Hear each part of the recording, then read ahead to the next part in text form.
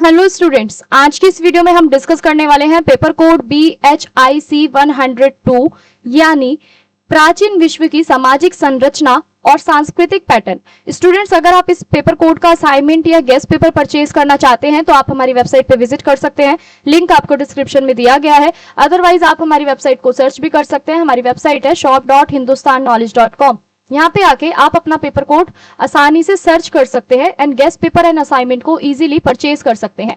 Students, इस बार हम लेकर आए हैं गेस्ट पेपर में 25 मोस्ट इंपॉर्टेंट क्वेश्चन, जिनको आप अपने एग्जाम में कवर कर लेंगे हमारी क्लासेस के साथ, तो आप भी अपने एग्जाम में 90+ स्कोर आसानी से कर सकते हैं। इसके साथ साथ आप हमें व्हाट्सएप पे भी कॉन्टेक्ट कर सकते हैं। हमारा व्हाट्सएप कॉन्टेक्ट नंबर आपको वेबसाइट पे दिया गया है। आप हमें डायरेक्ट व्हाट्सएप पे भी कॉन्टेक्ट करके असाइनमेंट एंड गेस्ट पेपर को इजीली परचेज कर सकते हैं एंड डिस्क्रिप्शन में दिए गए हमारे टेलीग्राम लिंक को ज्वाइन करना मत भूलिएगा। तो चलिए स्टार्ट करते हैं आज की वीडियो को, जिसमें डिस्कस करने वाले हैं पेपर कोड BHIC 102 यानी प्राचीन विश्व की सामाजिक संरचना और सांस्कृतिक पैटर्न। तो स्टूडेंट्स, यहाँ पे आपका जो पहला प्रश्न रहने वाला है वो ये है कि प्राचीन ग्रीस में दास प्रथा की प्रकृति पर, या हम कह सकते हैं प्रकृति की चर्चा कीजिए। ठीक है, तो देखो प्राचीन ग्रीस के अंदर जो आपकी दास प्रथा थी इसके बारे में हमें बताना है। तो देखो प्राचीन ग्रीस की जो सभ्यता थी ना, वो विश्व की महान सभ्यताओं में से एक थी। ये जो थी वो आपकी कला, साहित्य, दर्शन और राजनीतिक विज्ञान के क्षेत्र में अपनी उपलब्धियों के लिए यहाँ पे प्रसिद्ध थी। लेकिन इस सभ्यता की जो आर्थिक और सामाजिक व्यवस्था थी ना, वो एक महत्वपूर्ण आधार थी। वो क्या थी? दास प्रथा थी। तो ग्रीस के नगर राज्यों, विशेषकर आपका जो एथेंस जो राज्य था, इसमें आपका स्पार्टो में एथेंस और स्पार्टो में दासों की जो संख्या थी वो काफी अधिक थी। दासों को स्वतंत्रता यहाँ पे स्वतंत्र व्यक्ति यहाँ पे नहीं माना जाता था और उनके अधिकांश जो अधिकार थे ना वो स्वामियों के अधीन ही होते थे। तो देखो प्राचीन ग्रीस की सभ्यता की बात करें तो ये पूरे विश्व में आपकी महान सभ्यताओं में से एक रही है, जिसके अंदर हमें अलग अलग कला, साहित्य, दर्शन, राजनीति, विज्ञान के क्षेत्र, इन सारे क्षेत्रों में ना इसने अलग अलग उपलब्धियां हासिल की है और इसी के लिए ये प्रसिद्ध थी। तो इस सभ्यता के अंदर आपको आर्थिक और सामाजिक व्यवस्था जो है ना, उसका एक यहाँ पे महत्वपूर्ण आधार क्या थी? दास प्रथा थी। ठीक है, तो दास प्रथा यहाँ पे आपका सामाजिक और आर्थिक व्यवस्था का एक महत्वपूर्ण आधार थी। तो ग्रीस ने ना, ग्रीस के जितने भी आपके नगर थे, राज्य थे, उसमें विशेषकर आपका जो दो यहाँ पे नाम दिए गए हैं, एथेंस और स्पार्टा, इसके अंदर क्या होता था कि जो दासों की जो संख्या थी ना वो बहुत ज्यादा थी। लेकिन यहाँ पे दासों को यहाँ पे स्वतंत्र व्यक्ति नहीं माना जाता था और उनके जो जितने भी अधिकार थे ना, उनके अधिकारों को यहाँ पे किसके अधीन माना जाता था? स्वामियों के अधीन होते थे। तो वहीं अगर हम बात करें दासों की जो प्राप्ति के जो सूत्र है वो कैसे मिले, तो देखो प्राचीन ग्रीस में ना दास विभिन्न तरीकों से यहाँ पे प्राप्त किए जाते थे। जैसा आपका है पहला पॉइंट, युद्ध बंदी, यानी युद्ध में पराजित जो लोग थे ना उनको बंदी बनाकर यहाँ पे दास बना लिया जाता था। वहीं आपका दास व्यापार, यानी दासों की जो खरीद है, बिक्री है, खुले बाजार में यहाँ पे होती थी। वही जन्म से ही यहाँ पे कुछ जो दास थे उनको माना जाता था, यानी दास जो थे ना वो माता पिता की संतान भी दास यहाँ पे उन्हें मानी जाती थी। समुद्री डकैत और आपका जो अपहरण जो है, यानी कई लोगों को ना यहाँ पे क्या किया जाता था? पकड़ के उन्हें दास के रूप में बेच दिया जाता था। वहीं आपका ऋण के कारण दासता, यानी प्रारंभिक काल में कुछ ऐसे लोग थे जो अपना ऋण यहाँ पे नहीं चुका पाते थे, कर्जा नहीं चुका पाते थे, जिसकी वजह से उन्हें यहाँ पे जो दास था वो बनना पड़ता था। वहीं अगर हम दासों की स्थिति की यहाँ पे बात करें तो देखो ग्रीक समाज में ना जो दासों की जो संपत्ति थी, यानी जो प्रॉपर्टी थी, यानी ग्रीक समाजों में ना दासों को यहाँ पे संपत्ति माना जाता था। यानी उनके पास यहाँ पे राजनीतिक, सामाजिक और कानूनी अधिकार जो थे ना वो नहीं थे। यानी दासों की स्थिति कैसी थी ग्रीक में कि समाज के अंदर इनको क्या माना जाता था? संपत्ति माना जाता था। इनके पास आपकी राजनीति और सामाजिक और कानूनी अधिकार यहाँ पे नहीं होते थे। उनका जो जीवन जो होता था ना वो ज्यादातर स्वामी पे ही निर्भर होता था, स्वामी की इच्छा पे ही निर्भर होता था। यहाँ पे पहला पॉइंट क्या कहता है कि दास जो थे मतदान नहीं कर सकते थे, ना ही वे सरकारी पद के लिए सरकारी पद को यहाँ पे प्राप्त कर सकते थे। उनका जो स्वतंत्र रूप से विवाह करने की जो इच्छा थी, या हम कह सकते हैं जो अधिकार था, वो भी उन्हें यहाँ पे नहीं था। स्वतंत्र रूप से विवाह करने का, ठीक है, अधिकार नहीं था। और उनके जो श्रम है, जो आय है, इस पर भी स्वामी का ही नियंत्रण होता था। तो हालांकि कुछ जो स्वामी थे ना वो अपने दासों के साथ अपेक्षाकृत अच्छा व्यवहार भी करते थे, लेकिन फिर भी जो दास जो थे ना वो पूर्ण रूप से यहाँ पे आपके स्वतंत्र नहीं माने जाते थे। तो इस तरीके से यहाँ पे ग्रीक समाज में आपकी दासों की स्थिति हमने जानी। वहीं अगर हम बात करें दासों के कार्यों की, यानी जो दास जो थे वो किस तरीके से यहाँ पे कार्य करते थे, तो प्राचीन ग्रीस में ना दास यहाँ पे आपके अनेक कार्य करते थे। यानी पहला कार्य क्या था? घरेलू कार्य, यानी कई दास जो थे ना घरों में अपना घरों में भोजन बनाना, सफाई करना, बच्चों की देखभाल करना तथा घरेलू कार्य यहाँ पे करते थे। और दूसरा कि कृषि भी करते थे, यानी कृषि से संबंधित भी जो कार्य थे यहाँ पे वो दास करते थे, यानी खेती और पशुपालन में भी जो दास जो थे यहाँ पे उनका व्यापक उपयोग यहाँ पे किया जाता था। वहीं खाने में भी किया जाता था, खानों में भी यहाँ पे किया जाता था। खान मीन्स यहाँ पे जो जितने भी आपके खनिज जो तत्व होती थी, जो धातु होती थी, ठीक है, उसके अंदर भी इनको कार्य के लिए रखा जाता था। यानी खनिज खानों में आपका विशेषकर जो चांदी की जो खान होती थी, इसमें दासों से ना अत्यंत कठिन और खतरनाक यहाँ पे जो कार्य थे वो कराए जाते थे। उनकी जो स्थिति थी ना वो सबसे इस टाइम पे खराब होती थी। वहीं उद्योग और व्यापारों में भी दासों को रखा जाता था, यानी कुछ जो दास थे वो आपके कार्यशालाओं, कारखानों तथा पारंपरिक जो प्रतिष्ठान है इसमें भी वो काम करते थे। वहीं सरकारी सेवाओं में भी हमें देखने को मिला, यानी कुछ ऐसे शिक्षित जो दास थे वो प्रशासनिक कार्यों में, लेखन और लेखा जोखा जैसे जितने भी आपके कार्य होते थे ना उसमें नियुक्त करे जाते थे। सरकारी सेवाओं के लिए भी यहाँ पे दासों को यहाँ पे रखा जाता था। कृषि भी उनसे करवाई जाती थी, उद्योग और व्यापार के क्षेत्र में भी हमें देखने को मिलते हैं। वहीं आपकी जितनी भी खाने थी उनमें भी इनसे कार्य जो था वो कराया जाता था। वहीं अगर हम यहाँ पे बात करें एंथेस और स्पार्टा में जो आपका दास प्रथा जो थी वो क्या थी, तो देखो अगर हम एंथेस की बात करें तो एंथेस में ना जो दास प्रथा जो थी वो एकदम व्यापक थी। ठीक है, यहाँ पे जितने भी दास थे ना उनका उपयोग घरेलू और औद्योगिक और व्यापारिक कार्यों में कराया जाता था। कुछ दासों को यहाँ पे मेहनत और निष्ठा के आधार पर स्वतंत्रता भी मिल सकती थी। वहीं अगर हम बात करें स्पार्टा की, तो यहाँ पे स्पार्टा में ना दासों को यहाँ पे हेलॉट कहा जाता था। हेलॉट जो थे ना, यानी आपके जो दास जो थे वो राज्य के स्वामित्व में होते थे। इनका मुख्य रूप क्या होता था कि ये कृषि करते थे और उनकी जो स्थिति थी वो सामान्य दासों से बहुत ज्यादा कठिन थी। तो स्पार्टा के जितने भी आपके शासक है ना उन्हें नियंत्रित करने के लिए यहाँ पे आपकी जितनी भी कठोर नीतियां थी वो बनाते थे। यानी एंथेस में अगर हम बात करें यहाँ पे दासों की, तो यहाँ पे दास प्रथा बहुत ज्यादा व्यापक थी। ज्यादातर दासों को यहाँ पे आपका घरेलू काम करने के लिए, व्यापारिक काम करने के लिए, औद्योगिक काम करने के लिए यहाँ पे रखा जाता था। और कुछ दास ऐसे थे जिनको मेहनत और निष्ठा के आधार पर ही यहाँ पे स्वतंत्रता मिलती थी। वहीं स्पार्टा की बात करें तो यहाँ पे स्पार्टा में ना आपका जो दास होते थे उनको यहाँ पे हेलॉट बोला जाता था। तो यहाँ पे हेलॉट क्या होते थे, दास जो होते थे ना वो आपके राज्य के स्वामित्व में ही होते थे। मुख्य रूप से यहाँ पे राज्य क्या करता था, उनसे खेती कराता था, कृषि कार्य कराता था और जितने भी आपके उनकी जो स्थिति होती थी ना वो सामान्य दासों से और भी ज्यादा कठिन होती थी। तो यहाँ पे जितने भी स्पार्टा के जितने भी शासक रहे हैं ना उन्होंने यहाँ पे दासों को नियंत्रित रखने के लिए कठोर से कठोर जो नियम है, आपके जो नीतियां है वो बनाई थी। वहीं अगर हम बात करें यहाँ पे दास प्रथा के महत्व की, तो ये क्या कहता है कि देखो ग्रीक जो अर्थव्यवस्था है ना, ग्रीक अर्थव्यवस्था में जो दास है इनकी महत्वपूर्ण भूमिका रही थी। ठीक है, उनके जो श्रम है, श्रम के कारण उन्हें स्वतंत्र नागरिक, राजनीतिक, दर्शन, शिक्षा, सांस्कृतिक गतिविधियों में ये भाग ले पाते थे। इसी प्रकार जो आपकी ग्रीक की जो सभ्यता थी ना इसके विकास में दासों का जो योगदान था वो आपका अत्यंत महत्वपूर्ण हो गया। तो इस तरीके से हमें देखने को मिलता है कि ग्रीक की अर्थव्यवस्था में जो दास की जो भूमिका थी वो बहुत ज्यादा थी, क्योंकि इनसे ज्यादातर जो इनका जो श्रम करवाने के जो पीछे के कारण वो यही थे कि स्वतंत्र नागरिक और राजनीति, दर्शन, शिक्षा, सांस्कृतिक गतिविधियों में ये भाग ले पाते थे। और इसी प्रकार से जो आपकी ग्रीक की जो सभ्यता थी वो उसमें दासों का जो योगदान था उसके विकास में, सभ्यता के, वो बहुत ज्यादा रहा। वहीं अगर हम बात करें इस प्रश्न के निष्कर्ष की, तो निष्कर्ष क्या कहता है कि जो आपका प्राचीन ग्रीस जो है इसमें आपकी जो दास प्रथा जो थी उसकी जो सामाजिक और आर्थिक व्यवस्था यहाँ पे क्या थी, प्रमुख आधार थी। दासों को यहाँ पे स्वतंत्रता और अधिकार यहाँ पे प्राप्त नहीं थे। उनका जो जीवन था वो बहुत कठिन परिस्थितियों में बीतता था। यद्यपि आपका जो ग्रीस जो है, ग्रीस को यहाँ पे लोकतंत्र और दर्शन की जन्मभूमि माना जाता था, फिर भी जो उनकी जो समृद्धि है ना वो एक बड़ा भाग जो है वो दासों के श्रम पर ही आधारित थी। इसलिए आपका प्राचीन ग्रीस की जो सभ्यता थी इसका अध्ययन करते समय जो दास प्रथा जो थी ना इसकी भूमिका को यहाँ पे समझना अत्यंत महत्वपूर्ण हो गया था।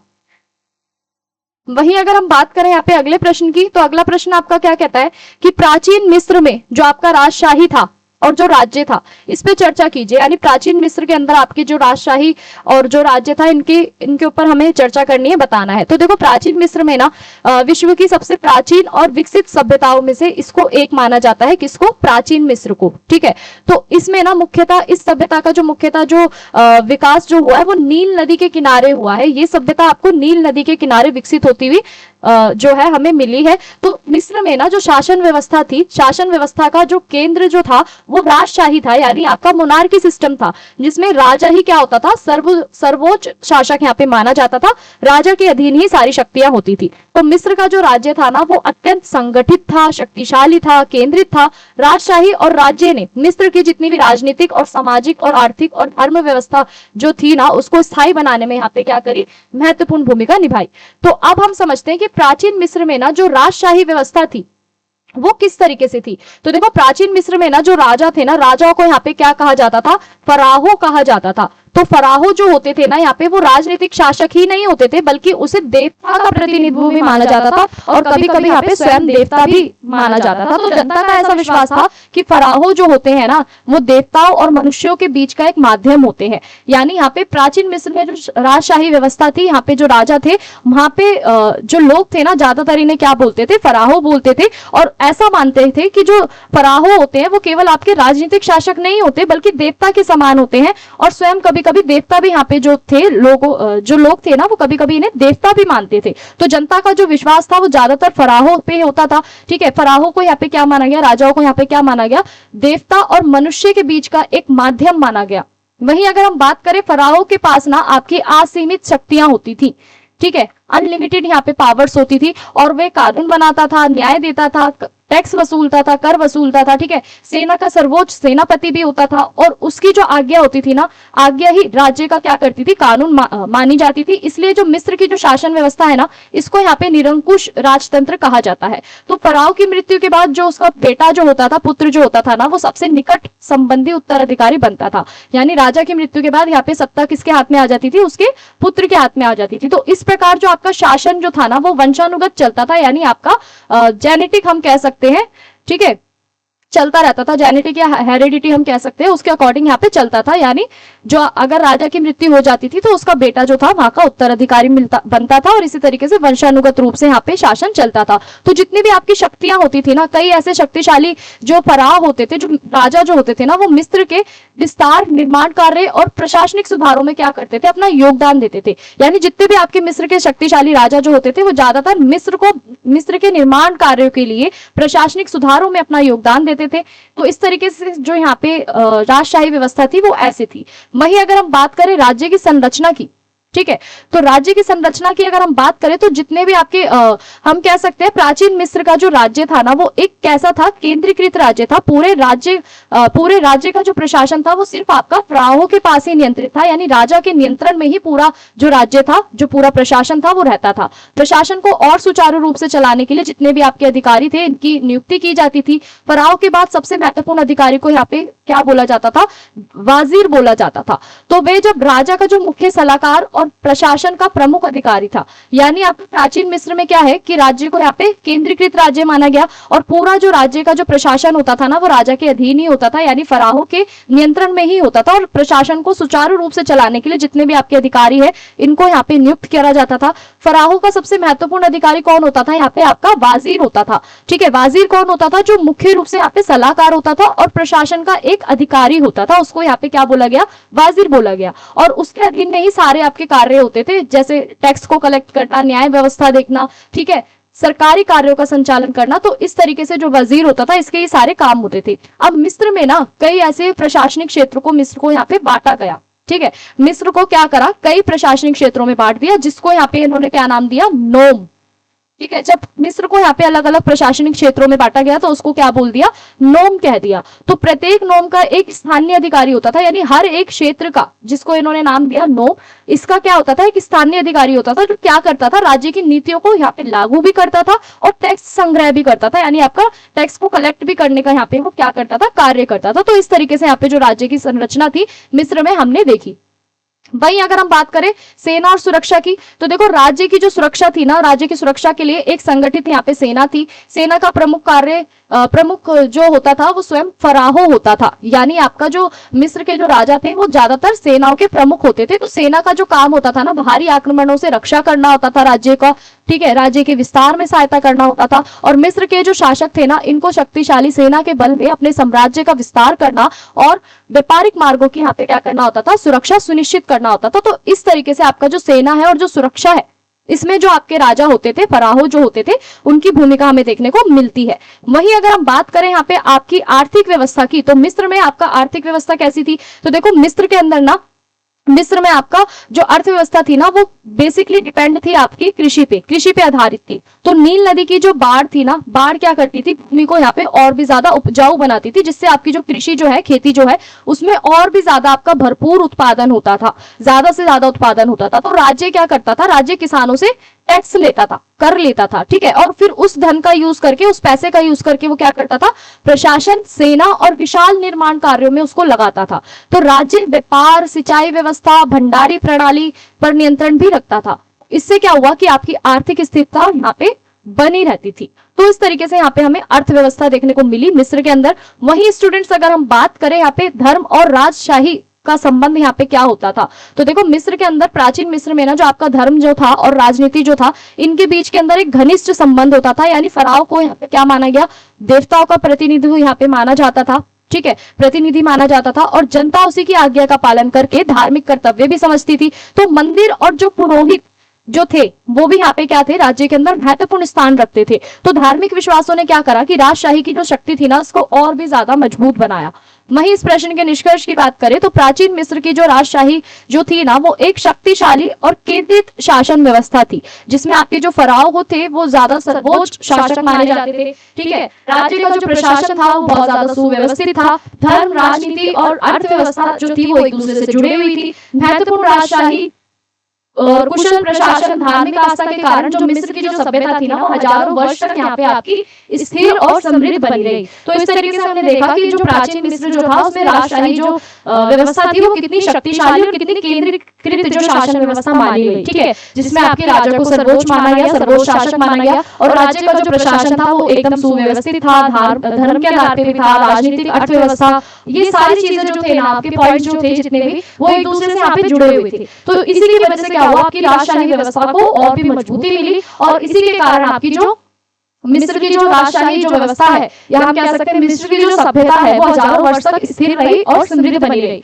वहीं अगर हम बात करें स्टूडेंट्स अगले प्रश्न की, तो अगला प्रश्न आपका क्या कहता है कि चीन की शांग सभ्यता की प्रमुख विशेषताओं का संक्षिप्त विवरण कीजिए। तो देखो शांग जो है ना, शांग सभ्यता वो चीन की सबसे प्राचीन सभ्यता थी और सबसे विकसित सभ्यताओं में से यहाँ पे एक थी। इसका जो विकास था ना, वो लगभग आपका 1600 ईसा पूर्व से 1046 ईसा पूर्व के बीच में हुआ। तो ये सभ्यता मुख्य रूप से आपकी हांग हो, यानी आपकी जो पीली नदी है, इसके किनारे विकसित हुआ, ठीक है। शांग काल में ना आपका चीन में जो शासन व्यवस्था थी, धातु कला थी, लेखन प्रणाली थी और धार्मिक मान्यताएं जो थी, इनका विकास हुआ। इस सभ्यता ने आगे चल के क्या करा कि चीनी संस्कृति की जो मजबूत नींव है ना, इसको यहाँ पे रखा। तो इस तरीके से जो शांग सभ्यता जो थी, वो चीन की सबसे विकसित सभ्यताओं में से एक मानी गई, जो आपकी पीली नदी के किनारे विकसित हुई, ठीक है। अब हम बात करते हैं इसका विकसित शासन व्यवस्था की। पहला पॉइंट क्या कहता है कि विकसित शासन व्यवस्था, यानी शांग सभ्यता जो आपकी थी ना, इसमें क्या था, राजतंत्र था, जिसमें भी यहाँ पे क्या हुआ कि राजा ही यहाँ पे क्या माना गया, सर्वोच्च माना गया। राजा प्रशासन के साथ साथ आपका सेना, धार्मिक कार्यों का भी कार्य करता था, यानी आपका प्रमुख होता था, ठीक है। उसी के अधीन आपके कई स्थानीय जो अधिकारी होते थे वो होते थे, और समान कार्य भी उसी के अंतर्गत किए जाते थे। तो इससे ना राज्य का जो संचालन है वो व्यवस्थित रूप से होता था, यानी राज्य को आसानी से यहाँ पे चलाया जाता था। वहीं अगर हम बात करें कांस्य धातु का उत्कृष्ट उपयोग, यानी शांग सभ्यता की सबसे बड़ी विशेषता ये थी कि वहां पे ना कांस्य यानी आपका ब्रॉन्ज धातु जो थी, इसकी कला का यहाँ पे ज्यादातर यूज हुआ। यानी इस काल में कांसे से आपके हथियार बनाए गए, बर्तन, मूर्तियां, धार्मिक वस्तुएं यहाँ पे क्या करी जाती थी, बनाई जाती थी। तो शांग के लोगों की जो धातु ढलाई जो होती थी ना, वो तकनीकी बहुत ज्यादा धातु ढलाई तकनीक बहुत ज्यादा यहाँ पे उन्नत होती थी, जिसके कारण उनके द्वारा जितने भी कांसे के द्वारा जो बनाई जाती थी वस्तुएं, वो आज भी हमारे क्या है, आज भी हमारे सामने प्रसिद्ध है। वहीं अगर हम बात करें अगले पॉइंट की, तो लेखन प्रणाली का भी विकास हमें देखने को मिला, ठीक है। तो शांग की जो सभ्यता थी ना, इसके अंदर आपकी प्रारंभिक चीनी लिपि का विकास हुआ, ठीक है।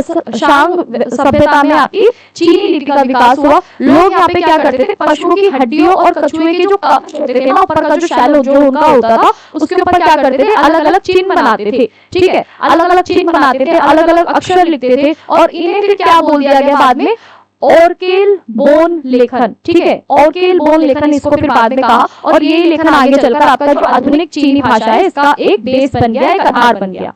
तो इस तरीके से यहाँ पे लेखन प्रणाली का जो आपका विकास है वो हुआ। अगले पॉइंट की बात करें तो धर्म और पूजा पद्धति, यानी शांग समाज में ना लोग अपने पूर्वजों की पूजा करते थे। उनका ऐसा विश्वास था कि जो पूर्वज की जो आत्माएं होती है ना वो जीवित लोगों के जीवन को प्रभावित करती है। वे अनेक देवी देवताओं और प्राकृतिक शक्तियों की भी यहाँ पे क्या करते थे, पूजा करते थे, और धार्मिक अनुष्ठानों में वो क्या करते थे, ज्यादातर बलि देने की जो यहाँ पे परंपरा थी वो हमें देखने को मिलती है। वहीं अगर हम बात करें कृषि आधारित अर्थव्यवस्था की, तो देखो यहाँ पे जो शांग सभ्यता जो थी ना, ये कृषि जो आपकी शांग सभ्यता थी अर्थव्यवस्था पर मुख्य रूप से किस पे आधारित थी, ये आपकी शांग सभ्यता की जो अर्थव्यवस्था थी मुख्य रूप से आपकी कृषि पे बेस्ड थी, जिसमें किसान क्या करता था, गेहूं, जौ, बाजरा जैसी फसलों को यहाँ पे उगाता था। तो सिंचाई के भी जो आपके साधन थे ना, इनका भी हमें विकास होता हुआ नजर आया। पशुपालन का भी यहाँ पे विकास हुआ। तो कृषि उत्पादन से ना लोगों की जितनी भी आवश्यकताएं थी वो यहाँ पे पूरी होने लगी और व्यापार को भी यहाँ पे बढ़ावा मिलने लगा। तो इस तरीके से यहाँ पे शांग सभ्यता के अंदर आपकी जो कृषि आधारित अर्थव्यवस्था थी वो हमें देखने को मिली।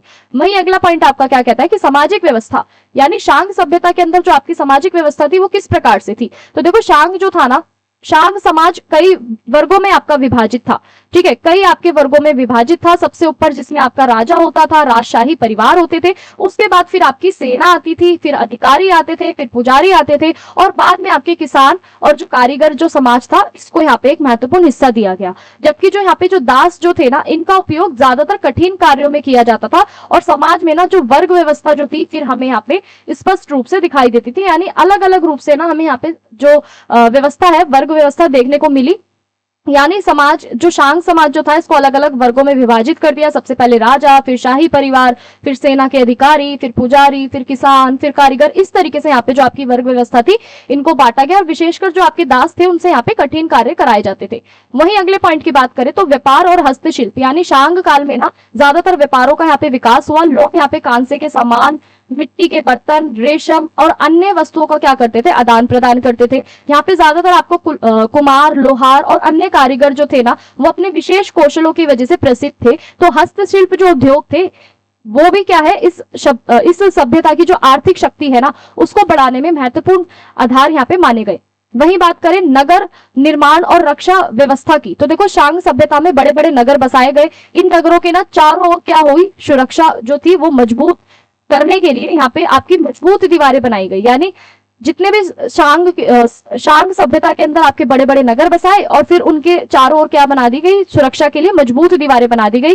राजमहल, मंदिर, कार्यशालाएं नगरों के क्या होते थे, यहाँ पे ये प्रमुख होते थे, और इससे जो उनकी उन्नत जो नगर योजना थी वो भी आपकी सुरक्षित व्यवस्था का यहाँ पे हमें पता चलता था, और उन्नत नगर योजना का भी हमें यहाँ पे पता चलता था। तो इस तरीके से यहाँ पे नगर निर्माण और रक्षा व्यवस्था भी देखने को मिली। वहीं बात करें अगर हम इस प्रश्न के निष्कर्ष की, तो निष्कर्ष यहाँ पे क्या कहता है कि जो शांग सभ्यता जो थी ना वो प्राचीन चीन की सबसे महत्वपूर्ण सभ्यता मानी जाती है, क्योंकि उसमें हमने देखा कि उन्नत शासन व्यवस्था किस प्रकार से थी, किस तरीके से आपका जो कांस्य धातु कला थी उसका निर्माण हुआ, ठीक है, लेखन प्रणाली किस तरीके से हुई विकसित, धार्मिक परंपराएं, कृषि, व्यापार ने क्या करा कि जितनी भी आपकी चीनी संस्कृति है ना इसके विकास में महत्वपूर्ण योगदान दिया। तो आज भी शांग सभ्यता के जितने भी अवशेष है हमें उस समय के सामाजिक, आर्थिक और सांस्कृतिक जीवन की क्या देते हैं, जानकारी देते हैं। तो इसलिए आपकी जो शांग सभ्यता जो है ना वो चीन के इतिहास की जो एक आधारशिला है ये मानी जाती है।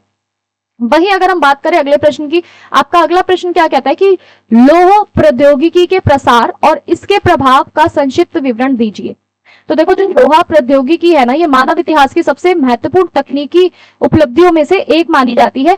प्राचीन विश्व में लोहे के उपयोग ने समाज, अर्थव्यवस्था, कृषि, युद्ध और संस्कृति में बड़े परिवर्तन लाए। तो कांस्य युग के बाद ना लोहा युग जो था आपका वो विकसित हुआ, उसका विकास हुआ, जिसमें आपके लोहे के औजार और हथियार जो थे वो व्यापक रूप से बनने लगे। इससे आपकी जितनी भी विभिन्न सभ्यता जो थी ना उनका तेजी से विकास हुआ। तो चलिए समझते हैं यहाँ पे जो आपका लोहा जो प्रौद्योगिकी है इसका प्रसार किस तरीके से हुआ।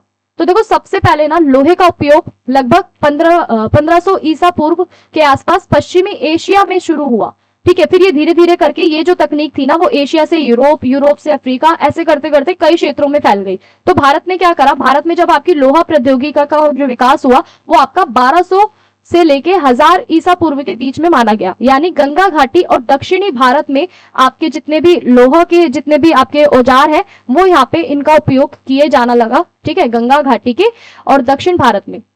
वहीं अगर हम बात करें व्यापार, प्रवास और सांस्कृतिक संपर्कों में जितने भी आपके लोहे से बने लोहे तकनीक जो थे वो आपके एक दूसरे क्षेत्र तक यहाँ पे पहुंची। समय के साथ जो आपके लोहे को गलाना है, मजबूत औजार बनाने की जितनी भी आपकी तकनीकें है ना, इनका विकास हुआ, ये विकसित हुई। ठीक है, जिससे आपका जो उपयोग है वो आगे चल के और भी ज्यादा यहाँ पे बढ़ गया। वहीं कृषि पे क्या प्रभाव पड़ा इसका, तो देखो लोहा प्रौद्योगिकी का सबसे बड़ा प्रभाव ना हमें कृषि पे देखने को मिला।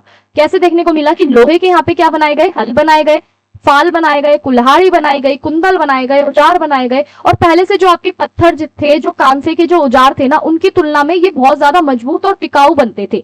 ठीक है, तो इसलिए जितने भी आपके औजार थे ना, औजार की सहायता से घने जंगलों में जाके यहाँ पे घने जंगलों की कटाई करना आसान हो गया था। नई भूमि जो थी आपकी खेती के लिए उसको तैयार करना आसान हो गया था। कृषि उत्पादन में भी आपकी वृद्धि हुई, लोगों के लिए यहाँ पे अधिक भोजन भी उपलब्ध होने लगा। तो खदान से संबंधित जितना भी उत्पादन था ना, ये बढ़ने लगा और जनसंख्या में भी फिर हमें क्या देखने को मिली, वृद्धि देखने को मिली। तो इस तरीके से यहाँ पे आपका कृषि जो प्रभाव था वो देखने को मिला लोहा प्रौद्योगिकी के कारण। वहीं आर्थिक प्रभाव की बात करें तो कृषि उत्पादन के बढ़ने से ना व्यापार और उद्योग का भी विकास हुआ। तो लोहे के जितने भी आपके औजार थे, हथियार थे, इनका निर्माण किया गया। ठीक है, निर्माण के बाद इनका एक नया व्यवसाय शुरू किया गया। ठीक है, जितने भी आपके कारीगर थे, जितने भी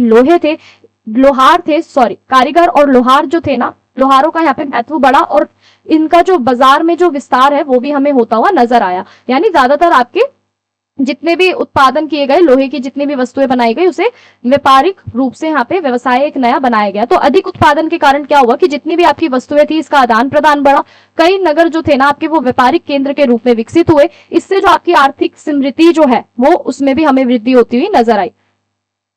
वहीं अगर हम बात करें सामाजिक प्रभाव की, तो देखो यहाँ पे लोहा से संबंधित जितनी भी आपकी प्रौद्योगिकी थी ना, इसने क्या करा, समाज के अंदर समाज की संरचना में परिवर्तन करे। कृषि और व्यापार के विकास में नए सामाजिक वर्गों का इसने उदय करा, जैसे आपके किसान है, कारीगर है, व्यापारी है। ठीक है, शासकों की भूमिका जो है ना यहाँ पे और भी ज्यादा हमें अधिक स्पष्ट होती हुई नजर आई। वहीं बात करें स्थायी बस्तियों की, नगरों का भी विकास देखने को मिला।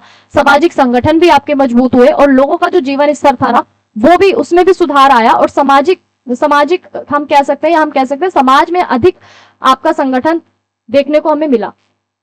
वहीं अगला पॉइंट आपका क्या कहता है, राजनीतिक और सैन्य प्रभाव। यानी लोहे से बने हुए जितने भी आपके हथियार थे ना वो कांसे के हथियारों से अधिक मजबूत थे, प्रभावी थे। इससे राज्यों की जो सैन्य शक्ति जो थी ना वो बढ़ी और बड़े बड़े जो साम्राज्य थे इनकी स्थापना भी संभव हुई। वहीं शासकों ने क्या करा कि जितनी भी आपकी सेना के जो बल थे ना, सेना के बल पर अपने क्षेत्रों का यहाँ पे विस्तार करा। प्रशासनिक व्यवस्था भी अधिक संगठित हुई और राज्य की भी शक्ति में क्या हुई, वृद्धि हुई। तो इस तरीके से राजनीतिक और सैन्य प्रभाव में भी क्या देखने को मिला, हमें लोहे का प्रभाव देखने को मिला। वहीं अगर हम बात करें सांस्कृतिक प्रभाव, तो सांस्कृतिक प्रभाव में लोहे की क्या भूमिका रही थी, तो देखो लोहा प्रौद्योगिकी के कारण ना क्या हुआ कि आपकी समृद्धि बढ़ी। ठीक है, जिससे आपकी जितनी भी कला है, वास्तुकला है, ठीक है, धार्मिक गतिविधियां हैं, इनको प्रोत्साहन मिला। नगरों के विकास के साथ साथ यहाँ पे आपकी शिक्षा, संस्कृति का भी आदान प्रदान हुआ। विभिन्न सभ्यताओं के बीच में एक मजबूत हमें संपर्क होता हुआ नजर आया। ठीक है, और नई पारंपरिक जो आपकी संस्कृतियां हैं इनका भी विकास देखने को मिला। तो स्टूडेंट्स अगर हम बात करें यहाँ पे इस प्रश्न के निष्कर्ष की, तो निष्कर्ष क्या कहता है कि जो लोहा प्रौद्योगिकी है ना, इसका प्रसार जो है वो प्राचीन विश्व के इतिहास में एक महत्वपूर्ण परिवर्तन था। ठीक है, इसमें कृषि, व्यापार, समाज, राजनीति, जो आपकी सांस्कृतिक जितने भी क्षेत्र हैं इन सबको इसने प्रभावित करा। लोहे के महत्वपूर्ण औजारों और हथियारों ने उत्पादन क्षमता बढ़ाई, जो राज्य को यहाँ पे शक्तिशाली यहाँ पे इसने बनाया, सभ्यता के विकास को नई दिशा दी। इसलिए जो आपका लोहा प्रौद्योगिकी है इसको प्राचीन विश्व के सामाजिक गठन और सांस्कृतिक प्रतिरूपों के विकास का एक क्या माना गया, प्रमुख आधार यहाँ पे माना गया।